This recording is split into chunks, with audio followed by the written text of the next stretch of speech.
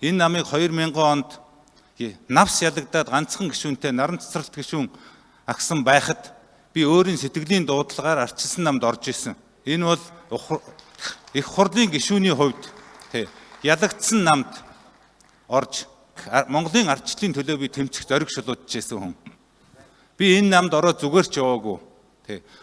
72 гишүүнтэй Монгол ардын хувьсгалт нам, одоогийн Монгол ардын нам бүх одоо төрийн эрх мэдэл цагдаа тагнуул хууль шүүх ерөнхийлөгчтэй байхад нь би ганцаараа тэмцэж улсын их хурлын чуулганы нээлтийг шүүмжлэлийн үг сөрөг хүчний тэмцлэр 3 удаа би одоо тарааж ирсэн. Нэг биш, 2 биш, 3 удаа. Энэ бол миний эр зоргийг харуулж байгаа гэж би үзэж байгаа. Монголын түүхэнд нэг хүн сөрөг хүчний ганцхан гишүүн ингээд эрх баригчдыг атсан шалаанд оруулж үйл ажиллагааг нь хүртэл ганцаараа хуулийн дагуу зориг зүрх гаргаж зогсоож байсан ийм түүх бол Монголд байхгүй.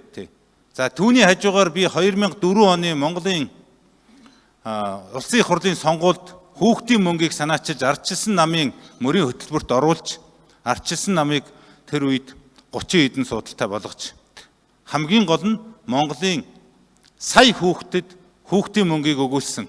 Өнөөдөр тэр мөнгө минь 100 мянга 200 мянга болох гээд байж байна. Энэ бас миний хийсэн санаачилсан үйл ажиллагаа.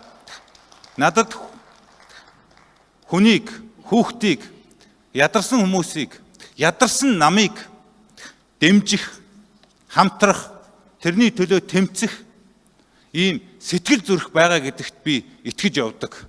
Тийм ч учраас би ардчилсан намын даргад нэр дэвшиж байгаа юм. Алдаж онож би Монголын энэ улс төрд туршлах суусан. Энэ бол миний суусан туршлах шүү. Ардчилсан намын даргад нэр дэвшигч Ламжавын Гүн далай.